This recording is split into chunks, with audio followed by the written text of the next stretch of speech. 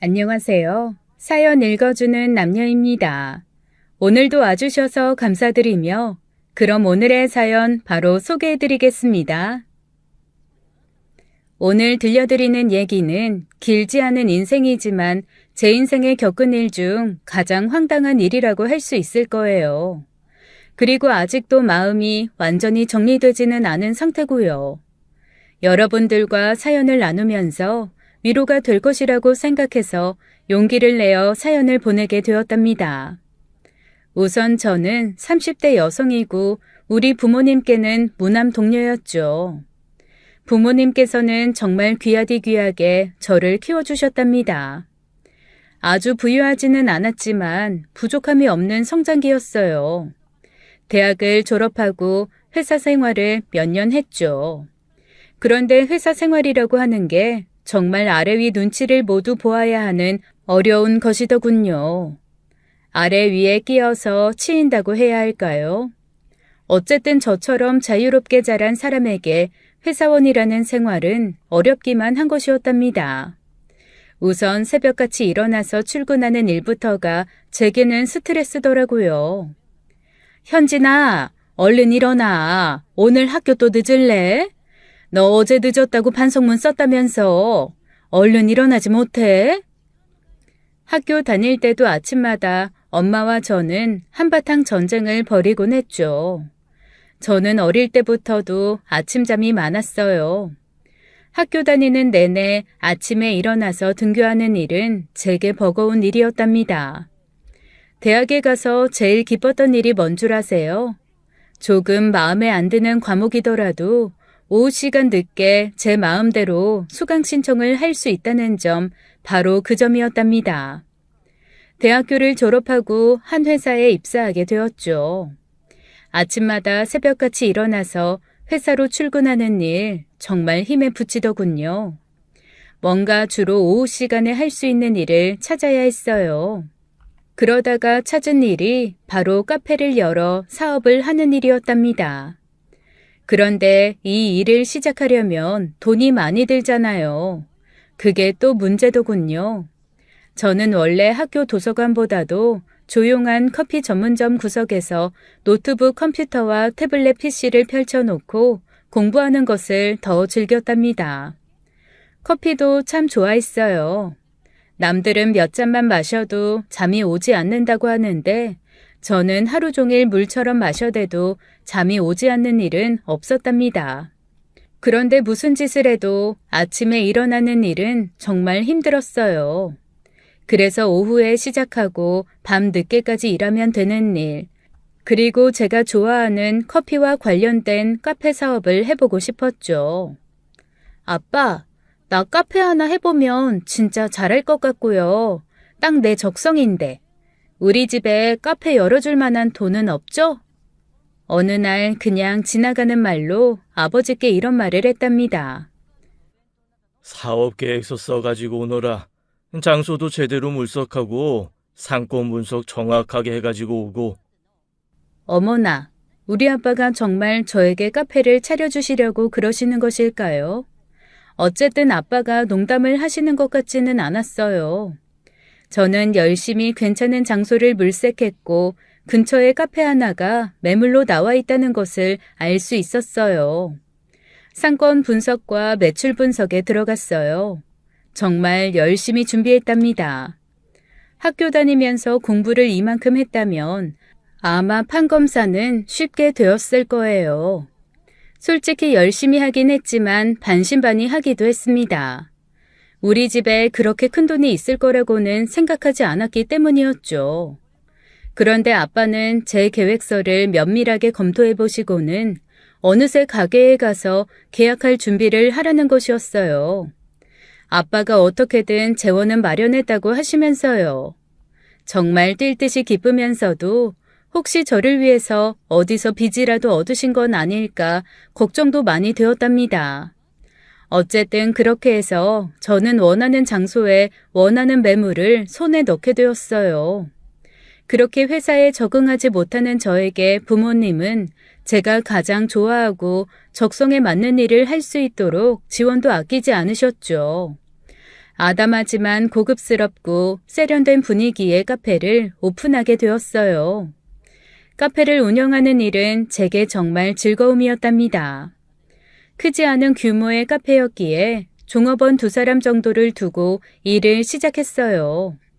종업원들을 채용할 때도 아빠는 제가 아직 나이가 어려서 사람을 잘 못 볼 것이라고 하시면서 채용을 하는데 적극적으로 자문을 해주셨습니다. 그래서 정말 카페 일을 좋아하고 제대로 일해줄 수 있는 사람들을 채용할 수 있었어요. 카페는 제 정성과 남의 일로 생각하지 않는 우리 종업원들 덕에 잘 되었습니다. 한번 오신 손님들은 꼭 다시 찾아주시곤 하셨죠. 아, 그런데 이게 무슨 일일까요? 모든 것이 잘 되어가던 중에 제 인생에서 가장 슬픈 일을 경험해야 했답니다.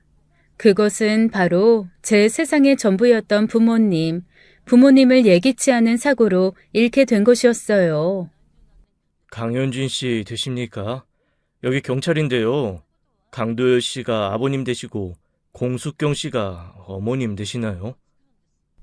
네, 맞는데요. 실례지만 무슨 일이신가요? 이런 말씀 드리게 돼서 정말 유감입니다만 강도열 씨와 공숙경 씨가 타고 계시던 차량과 마주오던 차량이 충돌하는 사고가 생겼습니다. 마주오던 차량은 음주운전 차량이었고요. 유감입니다만 오셔서 2분의 신원을 확인해 주셔야 합니다. 부모님은 결혼 35주년 기념으로 제주도 여행 중이셨어요. 제주도에서 차를 렌트해서 아버지가 운전 중이셨죠. 그런데 과속으로 마주오던 음주운전 차량과 아버지가 운전하던 차가 정면으로 충돌했다는 것이었어요. 차체는 그야말로 종이장처럼 구겨졌고 부모님은 2분 다 즉사하셨을 것이라고 경찰이 말해주었답니다. 그나마 병원에서 의료진이 시신을 어느 정도 수습했기에 2분을 간신히 알아뵐 수 있었어요.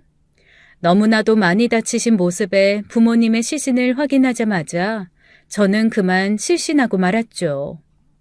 끼어보니 천장에 밝은 조명이 보이더군요. 그리고 손목에 끼워진 링거 주사 바늘로 보아 제가 병원에 있는 것 같았어요.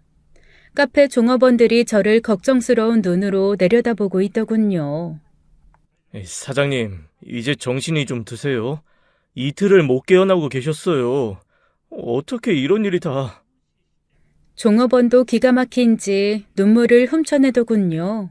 저는 하도 황망해서 눈물도 나오지 않았어요. 부모님의 시신을 2눈으로 확인했음에도 불구하고 실감이 나질 않더라고요. 아니야, 그럴 리가 없어. 우리 엄마 아빠가 나를 두고 그렇게 가셨을 리가 없어. 이건 뭔가 잘못된 거야. 그러나 현실은 차가웠답니다. 경찰이 몇 번 더 제가 입원해 있는 병원으로 갔고 저는 점점 더 부모님이 제 곁을 영영 떠나셨다는 사실을 인정하지 않을 수 없었어요. 부모님을 보내드리는 그 사흘 동안 저는 그저 멍하니 정신이 나간 상태였답니다. 몸이 제 의지대로 움직이지 않는 것 같다고 느껴졌어요. 그냥 기계적으로 조문 온 사람들과 인사를 하고 기계적으로 부모님을 화장해서 모시기 위한 장소로 따라가고 또 그렇게 부모님의 유골이 담긴 작은 함을 품에 안았죠. 카페의 종업원들과 친구 하나가 마치 가족처럼 알아서 일을 처리해 주었어요. 아 참, 저희 집 이야기를 잠깐 들려드려야겠네요. 저희 부모님은 양가에서 모두 외동이셨답니다. 그러니 양가에 이모나 고모 그리고 삼촌들이 계실 리가 없었죠. 할머니, 할아버지는 이미 모두 노환으로 돌아가셨고요. 저는 그렇게 가까운 친척도 없이 세상에 혼자 남겨지고 말았어요. 부모님을 보내드리고 나서 정말 저도 따라가 버릴까 싶은 생각도 했었답니다. 세상을 더 살 이유를 못 느끼겠더라고요. 그런데 참 목숨이라는 것이 모진 것이라고 그래도 시간이 지나니 먹을 것을 찾게 되고 살 생각을 하게 되더라고요. 목숨이 아니라 생명이 모질다고 해야 할까요?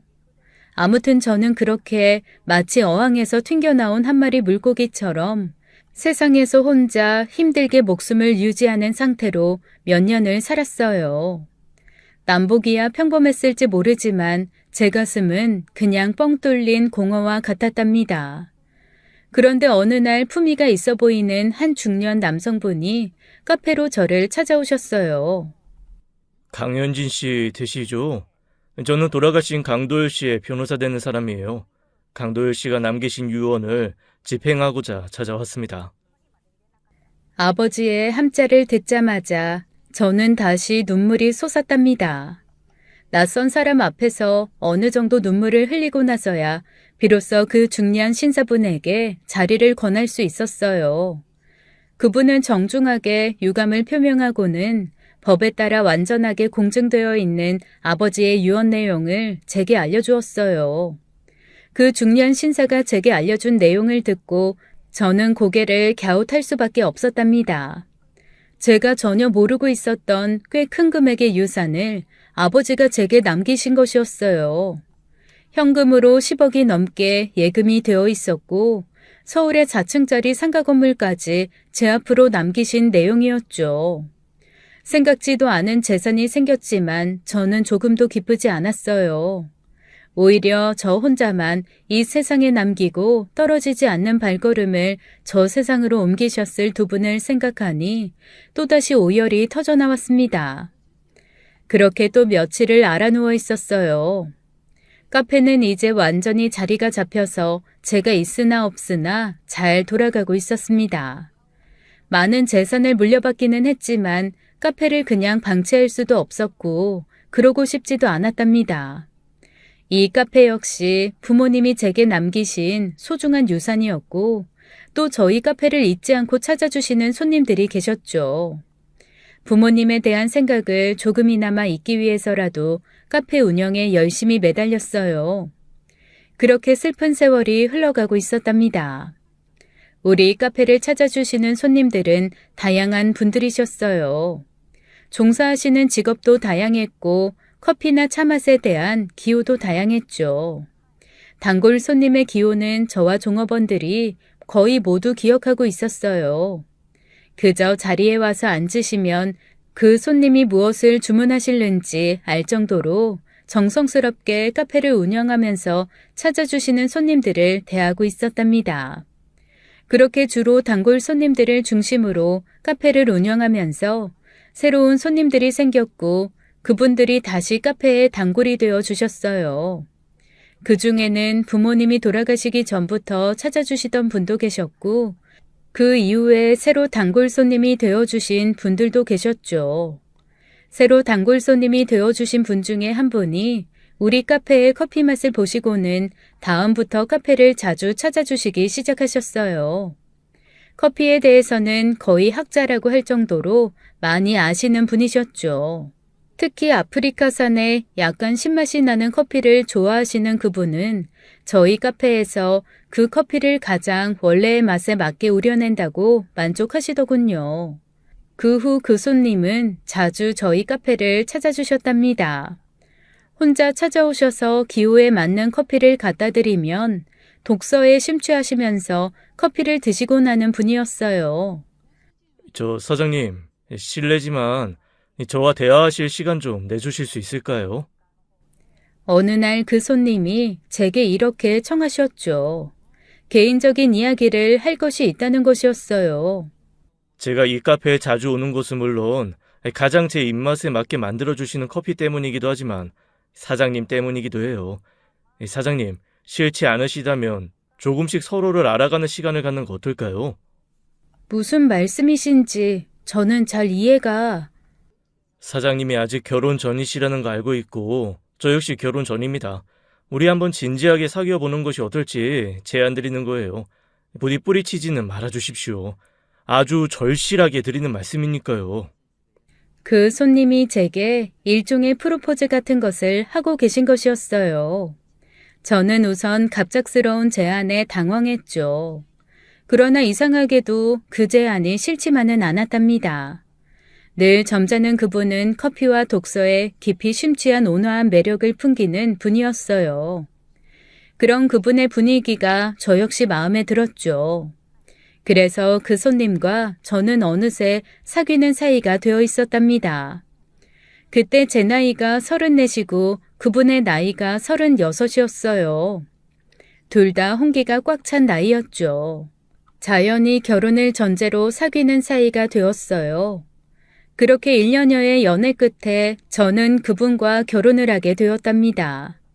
독서와 커피에 남다른 취향을 가지고 있는 남편의 직업은 평범한 회사원이었어요. 부모님 돌아가시고 세상에 당신이 혼자 남겨진 사람이라는 얘기 잘 들었어요. 내가 이제 부모님 대신 당신의 울타리가 되어주고 싶어요. 그 말이 그렇게 든든할 수가 없었어요. 부모님이 돌아가시고 나서 처음으로 느끼는 따스함이었죠. 거기에 시어머니까지 저를 안쓰럽게 생각하시며 위해 주셨답니다. 시아버님은 남편이 어렸을 때 돌아가셨고 위로 남편과 4살 터울인 아주버님이 한 분 계셨어요. 저희가 결혼하기 6개월 전에 결혼을 하셨다는데 결혼식을 올리지 않고 그냥 부부로 지내신다는 말씀을 들었죠. 결혼식을 못할 정도로 살기 어려운 집안도 아니고 왜 결혼식을 하지 않는지가 궁금해서 남편에게 물었지만 남편은 그때마다 분명한 대답을 하지 않고 그냥 대충 두 분의 나이 차이가 너무 많이 나기 때문에 남들 보기가 좀 민망해서 정도로 대답을 하고 넘어갔답니다. 사실 아주버님과 제 손이동서 되시는 분의 나이 차이가 정말 크긴 했어요. 형님 되시는 손이동서는 저보다 무려 8살이나 어린 분이었거든요. 이제 26밖에 되지 않았으니 40살이 되시는 아주버님과는 무려 14살이나 차이가 나는 분이었죠. 게다가 아주버님은 약간 일찍 머리가 벗겨지셔서 노안으로 보이는 분이셨어요. 그러다 보니 자칫 결혼식에 신랑 신부가 아버지와 딸로 보일 만도 했죠. 그래서 결혼식을 차일피일 미루다 보니 그냥 살게 되었다는 것이었어요. 그래도 그렇지 결혼식은 하고 사실 일이지 싶었지만 또 이해가 전혀 안 가는 상황도 아니었기에 그냥 그런 줄 알고 있었답니다. 그런데 그 나이라고 하는 것은 역시 숫자에 불과한 것은 아니더라고요. 나이가 많다는 것은 세상을 그만큼 더 살아왔고 그만큼 성숙하다는 이야기죠. 물론 나이값을 못하는 사람들도 세상에 많지만 말이에요. 저보다 나이 어린 동서 되시는 분은 딱 그 나이에 철이 좀 덜 든 아가씨 같았어요. 26의 아가씨가 뭘 알겠어요. 사실 시집이니 동서니 시동생이니 하는 관계도 그 동서에게는 아직 어색한 것으로 보였답니다. 호칭 하나도 제대로 정리하지 못하는 것이 일단 그 증거였어요. 글쎄, 저더러 언니라고 부르고 제 남편을 부를 때도 이름을 부르더라니까요. 언니, 어머니가 김치거리 사다 놓으셨다는 연락 받으셨죠? 둘이 하라고 하시지만 나는 아무것도 몰라요. 언니가 알아서 좀 해주세요. 저도 아직 살림에 익숙해지기 전이었죠. 시어머니가 아마 두 동서가 힘을 합쳐서 김치를 담가 놓으라고 하신 모양이었는데 그걸 자신은 모르니 저 혼자 하라는 것이었어요. 그것도 저를 언니라고 부르면서 말이에요. 아래 동서지만 나이가 많으면 원래 반말은 하지 않는다지요. 반말을 하지 않는 것까지는 좋았는데 언니라니요. 동서라고 불러야 될 사람한테 말이에요.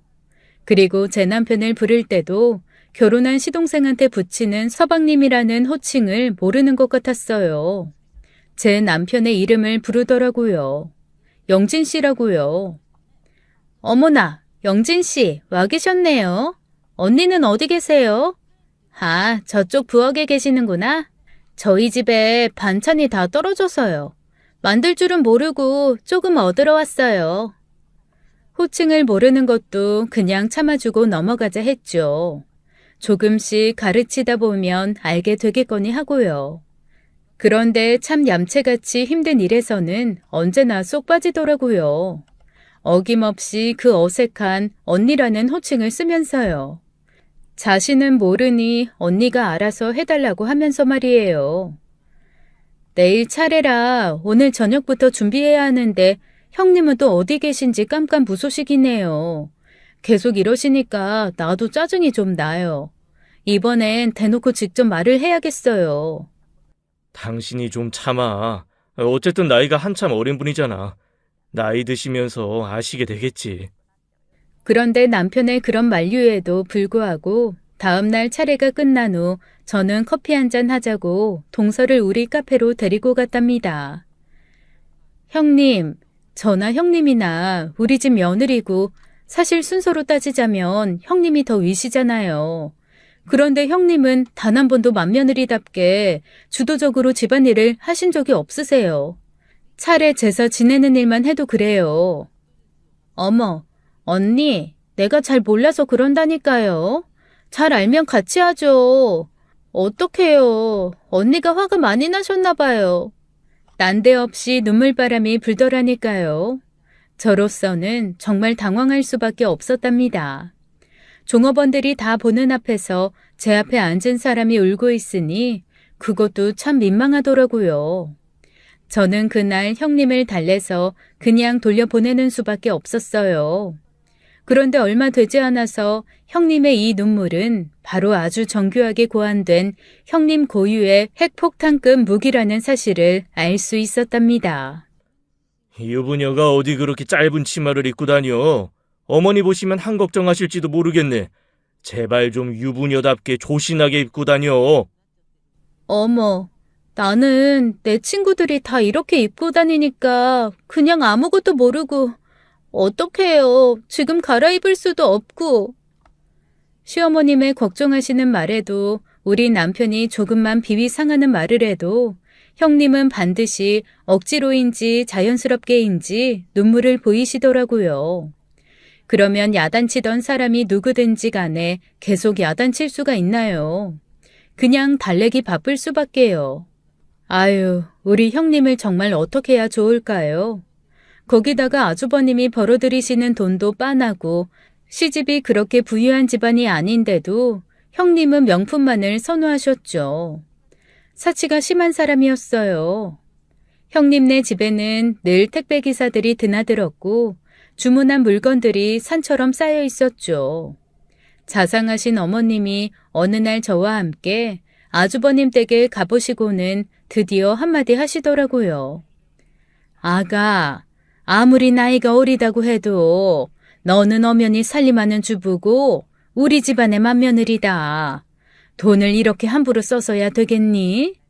곧 집안이 망하겠구나. 어머니, 친구들 모임이 자주 있는데 입고 나갈 옷도 없고 해서요. 이렇게 자신의 몸을 치장하는데 많은 돈을 들이고 있었고 그것이 마치 당연하다는 듯 그 누구에게도 미안한 기색이 없더라고요. 정말 무개념의 황당한 손윗동서가 아닐 수 없었어요. 그런데 우리 시어머님은 딱 한 번 이렇게 야단을 치시고는 그런 형님의 태도에 대해서 나무라시는 일이 없이 오냐오냐 하시더라고요. 영진 씨, 아무리 나이가 어리다지만 우리 집안의 맏며느리고 엄연히 결혼한 사람인데 철딱선이 없는 아가씨 같으니 형님을 어쩌면 좋아요? 어머님은 형님을 제대로 가르치실 생각도 없으신 것 같고. 어린 나이에 나이 많은 형한테 시집을 왔으니 엄마가 귀엽게 봐주시는 거야. 그렇다고 엄마가 당신한테 시집살이 시키는 것도 아니잖아. 당신은 당신대로 안쓰러우시고 형수는 형수대로 어린 사람이다. 생각하시는 거지. 하긴 남편의 말대로 시어머님은 저에게 참 살가운 분이셨어요. 친정 쪽에 아무도 없는 저의 처지를 누구보다도 안타까워 하시면서 그만큼 당신이 제게 따뜻하게 대해주시려 하는 것이 눈에 보였죠. 그렇게 생각을 하니 나이 어린 맏며느리에게 대하시는 것도 그러려니 싶기도 하더라고요. 아무튼 우리 두 며느리에게 시어머니는 기울지 않은 사랑을 주시는 분이셨어요. 그런 따뜻하신 우리 시어머님은 주로 집에 계셨지만 매주 수요일만 되면 어디론가 외출하셔서 하루 종일 집을 비우신다는 것도 알게 되었죠. 어머니, 수요일만 되면 어딜 그렇게 나가셔서 늦게 들어오세요? 저희한텐 비밀이신 거예요? 어디 좋은데 혼자만 다녀오시나 봐요. 봉사활동 다닌다. 예전부터 보살펴 오던 불쌍한 사람들이 있어서 말이다. 내가 계속 돌봐드려야 돼. 어머나 어머니, 그런 일이 있으시면 제게 말씀해 주시죠. 그렇게 보람 있는 일을 어떻게 혼자만 하셨어요? 저도 같이 가서 힘을 좀 보태고 싶어요. 어머니, 저 데리고 가주세요. 그런데 당연히 그렇게 하자던 대답을 기대하던 저에게 정말 의외로 안 된다는 대답이 날아왔어요. 시애미가 하는 일에 뭘 그렇게 꼬치꼬치 말이 많으냐. 네가 이 시애미가 하는 일 하나하나에 가타부타 하겠다는 말이야? 이분들은 내가 혼자 보살피던 분들이라 다른 사람은 안 돼. 오히려 피해가 될 뿐이야. 시어머니는 이렇게 크게 화까지 내시면서 안 된다고 하시는 것이었어요. 시집와서 처음 듣는 꾸중이었죠. 정말 많이 속상하더라고요. 그렇지만 어머니가 그렇게까지 안 된다고 하실 때에야 그럴 만한 이유가 있겠지 생각하기로 했답니다. 그냥 제가 같이 가는 일이 불편하신가 보다고 생각하고 그 일에 대해서는 잊고 지내기로 했었죠. 시어머님께 그렇게 한번 꾸중을 듣기는 했지만 그 밖의 일에 대해서 시어머님은 여전히 저희 두 며느리에게 관대하시고 자상하셨어요. 그리고 무엇보다도 남편과 저는 마음이 잘 맞았답니다. 아직 아이도 없었기에 우리는 책 이야기와 커피 이야기를 하면서 시간 가는 줄도 몰랐어요. 그리고 여기저기 여행도 같이 다녔어요. 여행, 남편이 차를 운전해서 여행을 가다 보니까 부모님 생각이 나서 눈물이 왈칵 치솟았답니다. 생전에 정말 금술이 좋았던 두 분이셨어요. 결혼한 지 30년이 넘었는데도 두 분은 영화를 같이 보러 다니고 같이 등산을 다니시곤 하셨죠. 그리고 여행도 자주 다니셨어요. 엄마랑 아빠는 나 따돌리고 둘이서만 잘 지내시는 것 같더라. 나도 아빠 같은 신랑 만나서 엄마 아빠 따돌리고 둘이서만 깨먹는 것 같이 지낼 거야. 아마 시중에 깨값 많이 떨어질걸요? 그랬어요. 저는 정말 우리 아빠 같은 신랑을 만났으면 했답니다. 엄마와 저를 끔찍히 여기시고 바깥일에서는 성실하셨던 우리 아빠. 지금도 천국에서 엄마와 같이 행복하실 거라고 믿고 있어요. 어머나, 또 부모님에 대한 생각으로 얘기가 샛길로 새고 말았네요. 아무튼 열렬하게 연애를 해서 결혼을 했다가도 결혼 전에 몰랐던 모습이 드러나면서 싸움으로 지새는 부부들이 많다고들 하잖아요. 우리 부부는 그런 것을 몰랐어요. 생전에 우리 부모님이 그러셨던 것처럼 우리는 싸움 한 번 없이 지내는 금슬 좋은 부부였답니다. 개념 없고 사치가 심한 동서에 대한 스트레스를 제외하고는 결혼 생활에 아무런 문제가 없었어요. 그렇게 알콩달콩 결혼 생활을 즐기고 있던 어느 날이었어요. 집안 대청소를 너무 오래 못했다는 생각에 종업원들에게 카페를 맡기고 하루를 집에서 청소에 매달리기로 작정했죠. 버릴 것은 버리고 꼭 필요한 것들만 남겨두자고 생각했어요. 우선 우리가 쓰는 안방을 정리하고 서재라고 할 만한 작은 방을 정리했죠. 작은 방을 그렇게 털어내던 중에 저는 남편의 앨범을 발견했답니다. 첫 장을 넘기자 지금 남편의 미니어처 같은 어릴 적 사진을 볼 수 있었어요. 슬며시 웃음이 나더라고요. 그리고 결혼 전에 가족 사진도 볼 수 있었죠. 시어머님과 시아버님 그리고 아주버님과 남편이 같이 찍은 사진이었어요. 그렇게 입가에 미소를 띄우며 사진첩을 넘기던 중에 저는 이상한 사진 한 장을 발견하게 되었죠. 사진은 결혼식 사진이었어요. 사진에서 가장 먼저 눈에 띄는 사람은 물론 신부였죠. 신부 드레스를 입고 활짝 웃고 있는 아름다운 여자가 사진에서 제일 먼저 제 눈에 들어왔답니다. 그런데 다음 순간 제 눈에 뜨인 것은 턱시도를 입은 아주버님과 비슷하게 생긴 남자였어요. 신부가 부케를 던질 때의 사진이라서 신부에게 사진에 초점이 가 있었고 아주버님과 비슷하게 생긴 남자는 신부의 뒤쪽에 서 있었죠. 그래서 그 남자의 모습은 좀 희미하게 찍혀 있었어요. 그 사진을 보고 의아해하고 있는데 제 뒤쪽에서 발자국 소리가 다가왔습니다. 그 발자국 소리는 점점 더 가까워지면서 빨라지고 있었어요. 그리고 다음 순간 제가 미처 정신을 차리기도 전에 그 발자국 소리의 주인이 제 손에 든 사진첩을 빼앗아 들고 있었습니다. 무슨 짓이야? 왜 허락도 없이 남의 옛날 사진을 뒤지고 그러는 거야? 일부러 뒤진 게 아니라 대청소를 하다 보니까 사진첩이 있어서. 그리고 남이라뇨? 우리가 남이에요? 사진 하나 보는데도 허락받아야 하는 그런 사이냐고요.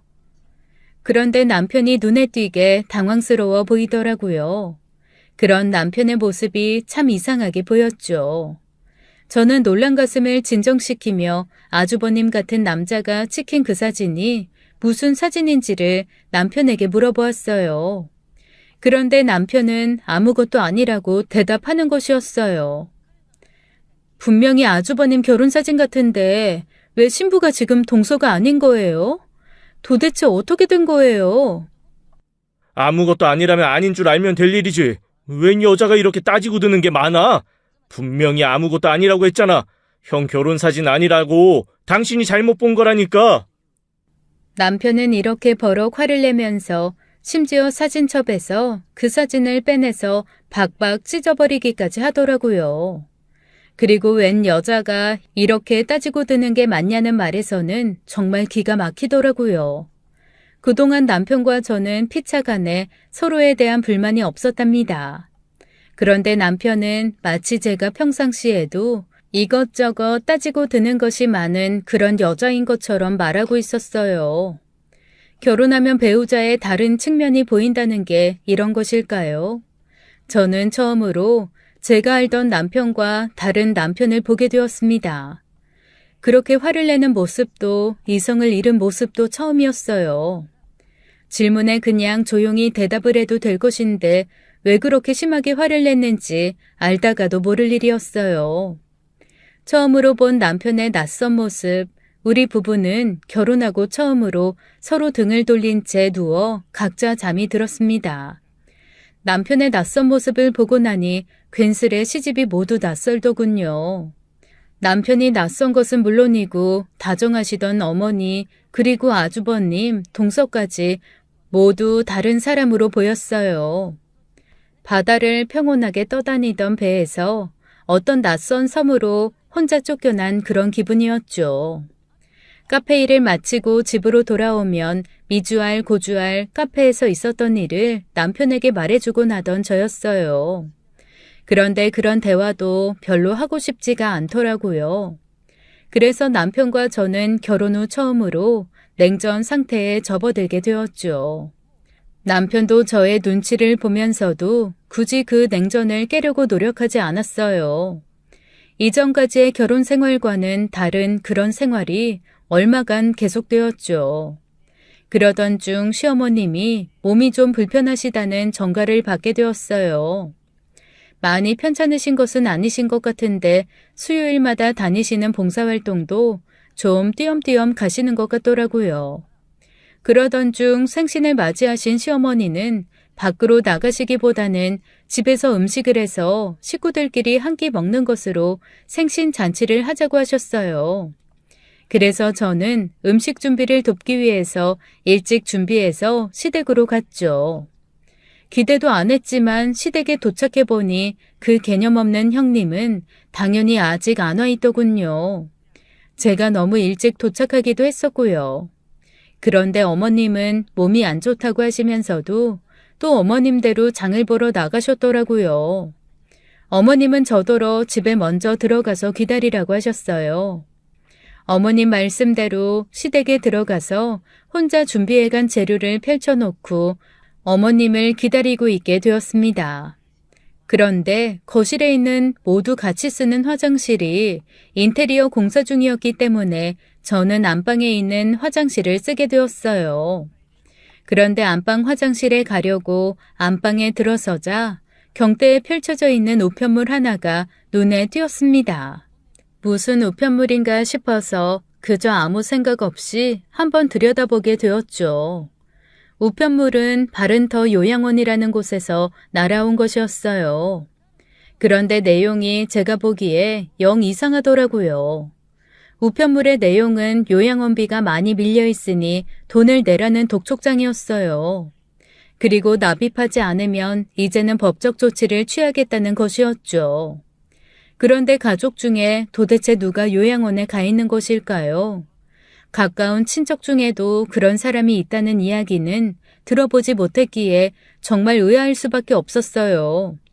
그렇게 우편물의 내용에 대해서 의아해하고 있는데 시어머님과 아주버님 내외가 함께 집에 들어오시고 이어서 남편도 퇴근했습니다. 남편과 저는 여전히 냉전 중이었지만 좋은 날 티를 내지 않으려고 노력하고 있었고요.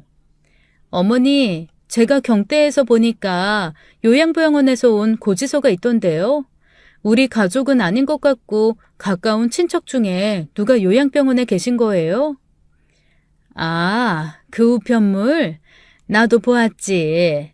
아마 잘못 온 모양이더라. 다른 집으로 갈게 우리 집으로 온 모양이야. 그런데 시어머님의 그 말씀보다 더 이해가 안 가는 것은 이어지는 남편의 태도였어요. 도둑고양이처럼 왜 자기 것도 아닌 것에 손을 대고 그러는 거야? 당신 점점 모를 일만 하네? 왜 그렇게 작고 자신의 물건이 아닌 것에 손을 대는 건지 알다가도 모르겠어. 그렇게 이상한 버릇은 도대체 언제부터 시작된 거야? 남편은 지난번 사진첩의 일에 이어서 이번에도 화를 내고 있었죠. 그런 남편의 태도도 몹시 이상했지만 무엇보다 이상한 건 잘못 왔다던 그 우편물의 수신자가 분명히 시어머님의 이름으로 되어 있었다는 것이었어요. 즉 시어머님의 말씀과는 달리 그 우편물은 잘못 온 것이 아니라는 것이었죠. 남편과 시어머니의 반응이 모두 이상했고 지난번 사진첩 일에 더해서 남편의 행동은 정말로 저를 더 섭섭하게 만들고 있었죠. 그리고 일상에서 일어날 수 있는 일에 대해서 자꾸 화를 내는 남편이 이제는 수상하기까지 했습니다. 마치 제게 무슨 비밀을 간직하고 있는 사람처럼 보였어요.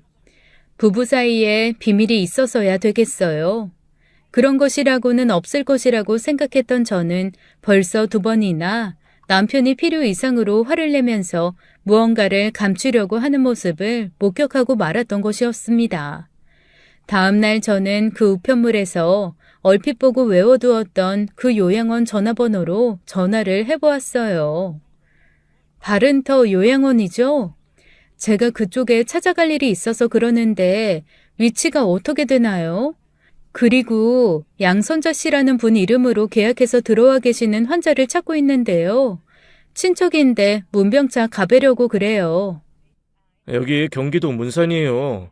그리고 양선자 씨라는 분 이름으로 여기 계시는 분에 대해서 밀린 요양원비가 많거든요.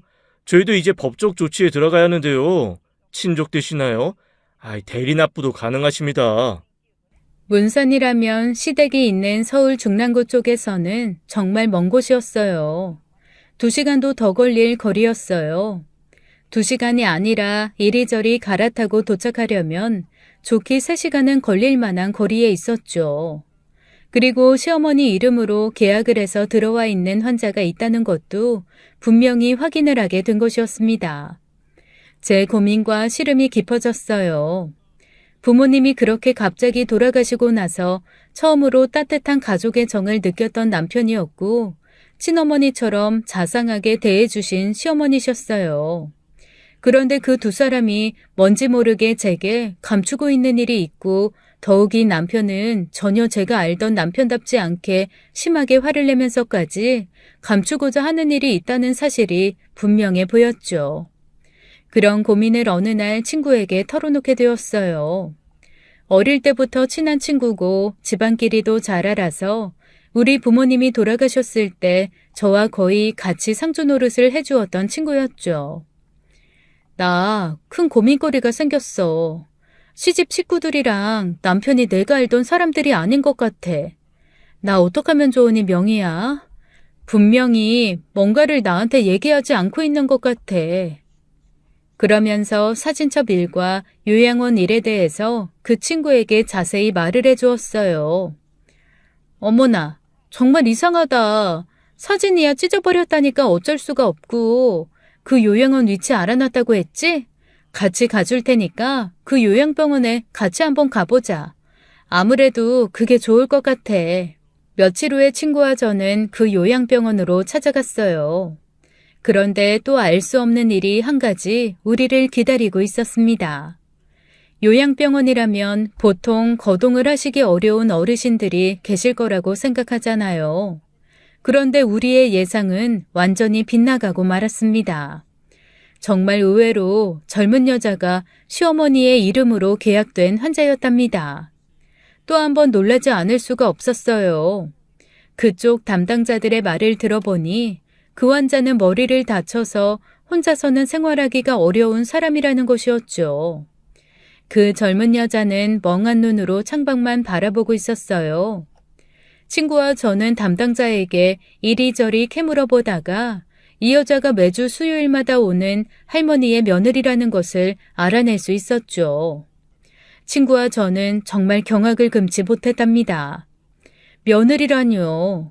저보다 한참 나이 어린 손윗동서가 분명히 있고 제가 이렇게 시퍼렇게 눈을 뜨고 있는데 다른 며느리라뇨. 이게 도대체 가당키나 한 말일까요? 그럼 지금의 그 젊은 동서는 시아주버님과 재혼한 사람이라는 말이 되는데 이 상황이 도저히 납득이 되질 않았어요. 그렇게 친구와 저는 궁금증만 잔뜩 아는 채 서울로 돌아왔고 그날 퇴근한 남편을 붙잡고 저는 아주 작정하고 캐물었죠. 화를 내던 물건을 부수던 사실을 듣고야 말겠다는 각오를 한 것이었어요. 그런데 남편에게 물어보자 남편은 의외로 깊은 한숨을 내쉬더니 이야기를 해주는 것이었어요. 사실 형이 처음 결혼했던 형수하고는 이혼을 했고 지금 형수하고는 재혼이야. 예전 형수 되시는 분이 머리를 크게 다치셨고 그분이 의지가지 없는 고아라서 보살필 사람이 없었어. 며느리들한테 자상하신 우리 엄마가 이혼은 했지만 형수였던 분을 요양원에 입원시켜 주신 거야. 그런데 참 이상하더군요. 이런 정도의 일이라면 결혼 전에 이야기를 해줄 수도 있었고 적어도 그 사진첩에서 제가 결혼 사진을 발견했을 때 그런 반응을 보이지 말고 차근차근 설명을 해야 했어요. 그리고 요양병원에서 날아온 고지서를 발견했을 때 시어머니와 남편의 행동도 이 설명대로라면 납득하기 어려웠고요. 따라서 남편이 지금 설명하는 말이 정말이라고 믿을 수가 없었죠. 그리고 이혼한 아들의 전처가 불쌍해서 요양원에 두고 그렇게 수요일마다 가서 챙겨왔다는 사실도 아주 쉽게 이해가 가는 상황은 아니었어요. 그렇지만 여기까지 생각하고 더 이상 생각을 이어갈 단서가 없었답니다. 달리 진실을 알아낼 수가 없었어요. 그저 남편이 하는 말에 대해서 이상하다고만 생각하고 있을 수밖에요. 친구와 그 요양원에 다녀온 지 꼭 일주일이 지난 뒤에 그 친구에게서 연락이 왔어요. 나 아무리 생각해도 그 상황이 너무 이상해서 우리 남편한테 얘기를 했었거든? 우리 남편이 그래서 몇 가지 뒷조사를 했어. 친구 명희의 남편은 서울의 한 경찰서에 있는 강력계 형사였어요. 그런데 강력계 형사인 친구의 남편이 알아낸 진실은 놀라운 것이었답니다. 너무나 황당하게도 그 요양병원에 있는 머리를 다쳤다는 여자는 지금도 서류상으로 아주버님의 아내라는 것이었어요. 그럼 도대체 지금 아주버님 집에 있는 동서는 누구란 말인가요? 동서가 이미 아내가 있는 아주버님에게 속아서 살고 있는 경우를 생각해 볼 수도 있겠죠. 제가 집안 사정에 대해 물어볼 사람이 달리 누가 있겠어요. 이제는 믿을 수 없는 사람이 되었지만 그래도 남편에게 물어보아야 했죠. 그렇지만 이제는 남편에게 물어보는 것도 겁이 났답니다. 이 엄청난 사실을 알고 있으면서도 제게 숨겼다는 것이 되잖아요. 남편도 시어머니도 이제는 제게 정말 이상한 사람들로 보였죠. 저는 어느 날 하루 날을 잡아서 마음을 크게 먹고 남편에게 지금의 동서가 아주버님의 아내가 아니라는 것과 정말 아내는 요양원에 있다는 사실을 알고 있다고 말했어요. 남편의 반응은 극도의 당황과 분노였답니다. 당신이 도대체 그거 어떻게 알았어? 뭐라고요? 그럼 당신 모든 걸 다 알고 있었던 거예요? 정말 그런 거예요? 남편은 당황해서 무슨 말을 대꾸할지도 모르는 사람 같아 보였어요. 그런 남편의 태도를 통해서도 처음부터 모든 사실을 다 알고 있으면서 저를 속였다는 것을 알 수 있었죠. 충격을 크게 받은 저는 남편을 계속 다그쳤어요. 형이 아직 이혼을 안 한 건 사실이야. 형수가 저렇게 되었기 때문에 이혼을 못 한 거고. 그렇지만 형도 언제까지도 혼자 있을 수 없었잖아. 그래서 지금의 형수와 재혼을 한 거야. 이혼을 못했는데 재혼을 하다니요. 이게 어떻게 말이 된다는 건가요? 남편의 말에는 전혀 설득력이 없었어요. 그런데 남편은 자신의 말을 전혀 납득할 수 없다고 하는 제가 오히려 이상하다고 다그치더군요. 그때 핸드폰 소리가 요란하게 울렸습니다. 현진아, 당장 그 집에서 나와. 그 집 사람들 다 미친 사람들이야. 너 거기 있으면 너도 죽어. 친구의 이 다급한 전화에 저는 앞뒤 가릴 것도 없이 당장 집을 뛰쳐나오고 말았어요. 남편이 멀리서 저를 부르는 소리가 들렸지만 뒤도 안 돌아보고 그냥 집으로부터 멀리, 아주 멀리 도망쳐버리고 말았죠. 그리고 친구네 집으로 당장 달려갔어요. 친구는 일단 저를 조금 진정시킨 다음에 한 병원으로 데리고 갔답니다. 그 병원에는 요양원에 있었던 아주버님의 이혼하지 않은 아내, 그 여자분이 있었어요. 요양원에서 병원으로 옮겨져 치료를 받고 있는 그분을 다시 만나게 된 곳이었습니다.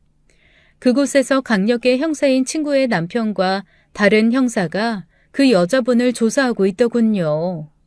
그 여자분은 요양원에서와는 달리 어눌하지만 말도 하고 있었어요. 이미 제가 찾아가기 일주일 전쯤부터 머리가 어느 정도 맑아지기 시작했다는 말도 들을 수 있었죠. 친구 남편의 설명과 이 여자분의 진술을 통해서 저는 저와 남편 그리고 시집을 둘러싼 사건의 전말을 알게 되었답니다.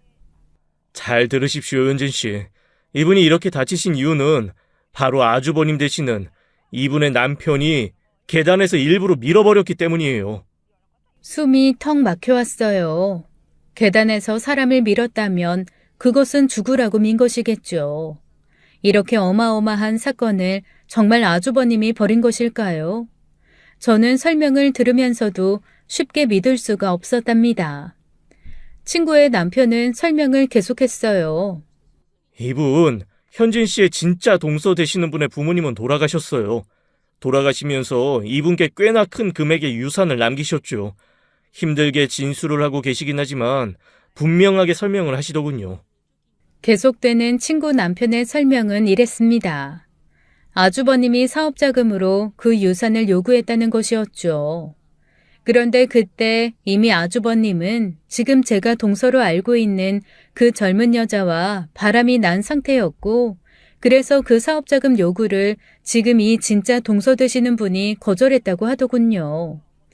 이에 앙심을 품었거나 아니면 아내를 죽음으로 몰아넣고 재산을 상속받기 위해서 아주버님이 계단에서 밀어서 머리를 크게 다치게 되었다는 것이었어요. 그런데 제가 이 진짜 동서 되시는 분에게 궁금한 점이 있었어요. 제가 찾아갔을 때는 이미 머리가 맑아졌을 때라면서 왜 사실을 말하지 않았는지 그 이유가 궁금했죠. 시어머님이 찾아와서 이 요양원 사람들이 모두 내 사람들이다. 너는 여기서 도망칠 수 없고 도망치거나 사실을 말하면 네 아들을 가만두지 않겠다고 해서요. 아들? 점입가경이라는 것은 바로 이런 것을 두고 하는 말이겠죠. 파고들면 파고들수록 새로운 사실이 더욱 놀라운 모습으로 나타나곤 하는 것이었어요. 아주버님과 이 여자분 사이에는 2살짜리 어린 아들이 있다고 또 기절초풍할 만한 진술을 들을 수 있었어요. 친구 남편의 말에 따르면 아주버님과 시어머니는 도주할 우려가 다분한 사람들이었기에 영장 없이 우선 긴급 체포가 되었다고 하더군요. 그러나 혐의를 끝까지 부인하고 있다죠. 2살 난 아들에 대해서 추궁하자 아주버님의 말인즉 시장에서 잃어버렸다고 진술했다는 것이었어요. 누가 보더라도 얄팍한 발뺌이었죠. 그리고 실제 실종 신고까지도 되어 있다고 친구 남편이 설명했어요. 친구의 남편은 일단 아주버님이 아들을 어딘가에 유기한 것으로 판단하고 수사를 계속했답니다. 하지만 증거가 쉽게 나오지 않았어요. 정황은 확실했지만 모든 것은 진짜 제 동서가 되는 분의 말일 뿐이었죠. 그래서 경찰은 다시 이분의 진술을 토대로 계단에서 떨어졌다던 그 건물을 조사하고 있다더군요. 그러나 오래된 일이기에 CCTV 영상이 없을 거라고 생각하고 낙담하고 있다는 사실도 친구 남편을 통해서 들을 수 있었어요. 그런데 사필귀정, 권선징악이라는 것은 바로 이런 걸 두고 하는 말일까요? 그 건물에는 70대 노인인 관리인이 있었답니다. 다음의 이야기는 친구의 남편을 통해서 전해 들은 이야기예요. CCTV 영상 보통 얼마나 보관하시나요? 아예 하다못해 몇 개월이라도 보관하십니까? 아예 한 달 보관하지. 이 오래된 건물 주변을 촬영할 곳을 그 이상 보관할 필요도 없고 해서요. 아, 네. 그렇다면 저희가 찾는 건 여기 없겠네요. 어르신은 언제부터 여기 근무하셨는지요? 나야 근무한 지 한 10년 가까이 됐지. 뭐가 궁금한지 CCTV보다도 나한테 물어보시오, 경찰 양반. 뭐가 궁금한데 그래요? 여기서 사고가 있었습니다. 그런데 거의 2년 전의 일이에요. 어떤 여자분을 뒤에서 누가 떠밀었다고 하네요. 사건이 중대합니다. 이런 오랜 건물의 계단은 가파르기 마련이고 여기서 밀었다는 것은 10중 8구 죽으라고 밀어버린 것이 되니까요. 저런. 어떻게 그런 일이. 그런 끔찍한 일이 우리 건물에서 있었단 말이야. 그렇다면 그러나 저러나. 우리 마누라가 나한테 매일 잔소리하던 것을 이제 못하게 되겠네. 경찰은 이게 무슨 소리인지 처음엔 못 알아들었다고 했어요. 하긴 이 말만 들어서는 제가 전에 듣기에도 무슨 말인지 도통 이해를 못하겠더군요. 우리 마누라가 나더러 맨날 한다는 말이 뭘 그렇게 쌓아놓고 안 버리느냐고 잔소리를 하루에도 몇 번씩 하는 거라. 내 짐을 뒤지다 보면 어떨 때는 고등학교 때 월사금 영수증까지 나올 때가 있어요. 버린다 하면서도 못 버리는 게 내 습관이라고. 그게 무슨 말씀이시죠? 그렇다면. 그러니까 경찰 양반, 우리 마누라 말을 들었으면 이 경찰 양반이 찾는 것은 못 찾았을 거란 말이지. 마누라가 아무리 잔소리를 한다고 타고난 버릇이 어디 가갔수. 내가 그 CCTV 영상도 결국 버린다 하면서 결국은 못 버렸다고. 마누라가 맨날 그것을 버리라고 잔소리를 했지만. 네? 어르신 정말이십니까? 옛날 CCTV 영상 가지고 계시다는 말씀이세요? 한 10년치는 좋게 되지 아마. 죄 저쪽에 쌓아놨다고. 2년 전 것이 필요하다고요. 그런데 나는 쌓아두기만 하지 정리는 못해서 아마 다 찾아야 할 텐데. 괜찮습니다, 어르신. 저희가 다 찾아볼게요. 정말 감사합니다. 주변의 물건들을 그때그때 내다 버리지 못하고 쌓아두었던 70대 관리인의 버릇, 바로 그것 때문에 2년 전이 아니라 10년 전의 영상도 경찰이 모두 손에 넣을 수 있게 된 것이었어요. 결국 날짜별로 정리되지도 않고 그냥 남아있었던 수많은 영상들을 형사들이 며칠간 눈을 부릅뜨고 하나하나 확인했다고 들었습니다. 그렇게 확인한 끝에 형사들은 아주버님이 본처를 계단에서 밀어버리는 영상을 결국 찾아냈다는 것이었어요. 너 정말 죽을 수 때웠다, 현진아. 네가 동서로 알고 있던 그 젊은 여자 본처에게 사업자금 요구할 때 이미 바람나 있었던 바로 그 여자야. 남편한테 자세히 들었어. 남편의 그 사진에 대한 히스테릭한 반응의 해답이 여기서 풀리고 있었어요. 동서로 알고 있었던 그 여자는 아주버님의 아내가 아니라 내연녀였던 것이었어요. 경찰은 조사에 조사를 거듭해서 아주버님이 잃어버렸다고 했던 아들을 지방의 한 고아원에서 찾게 되었다죠. 아들을 다시 찾은 본처는 병원에서 그만 오열하고 말았다는 이야기도 전해 들을 수 있었어요. 결국 아주버님은 살인미수죄로 10년형을 선고받게 되었답니다. 그리고 모든 일을 알고 큰며느리를 협박하고 요양원에 넣어둔 시어머니와 남편은 2년형을 선고받게 되었고요. 친구의 말대로 제가 정말 죽을 수를 때운 것이었죠. 저와 진짜 큰며느리 되시는 분의 경우가 아주 똑같았어요. 부모가 돌아가셨고 재산을 꽤 물려받은 여자라는 점 말이에요. 남편은 아직까지도 아주버님과 시어머니의 행동을 몰랐다고 부인하고 있지만 그동안의 행동들을 보았을 때 남편이 모든 사실을 알고 있었을 가능성이 100%에 가까웠습니다. 어느 계단에선가 저 역시도 밀쳐질 운명에 처해 있었을지도 모르겠네요. 그런 사실들을 알고도 묵인했던 남편은 충분히 같은 일을 벌일 수 있는 사람이라고 할 수 있겠죠. 아마도 추측이지만 거의 사실에 가까운 추측, 즉 저에게 일부러 접근했을 가능성이 농후하다는 생각이 들었답니다. 들으시는 여러분들도 비슷하게 판단하시리라 믿어요. 결국 자신의 형과 똑같은 전철을 밟기 위해서 저를 고른 남편. 저는 남편과 당연히 이혼했답니다. 그리고 저는 부모님 생각으로 한 번 더 흐르는 눈물을 주체할 수가 없었어요. 마치 하늘에서 우리 부모님께서 저를 도와주시는 것 같았답니다. 사진을 보게 된 일, 그리고 결정적으로 요양원에서 시어머니에게 온 우편물을 보게 된 일을 어떻게 설명할 수 있을까요? 이혼 서류까지 말끔히 정리해놓고 나서 저는 하늘을 쳐다보고 있답니다. 생전에 보여주었던 부모님의 환한 미소가 하늘 저 위에서 빛나는 것 같았어요. 죽을 수를 때운 사람은 오래 산다죠. 그렇다면 저는 아마 오래 살 거예요. 남편이 일찍 아주버님과 같은 일을 실행에 옮겼다면 저 역시 어떻게 되었을지 모를 일이었죠. 그래서 두 번째 생명을 받은 사람이라고도 생각한답니다.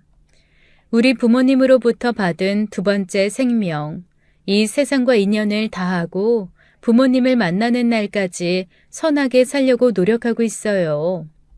지금까지 저와 남편 그리고 제 시집에 얽힌 오싹한 이야기를 들려드렸네요. 사연 들어주셔서 감사합니다. 지금까지 사연 읽어주는 남녀였습니다. 끝까지 시청해주신 여러분 감사드리며 저희는 다음 사연으로 돌아올게요. 감사합니다.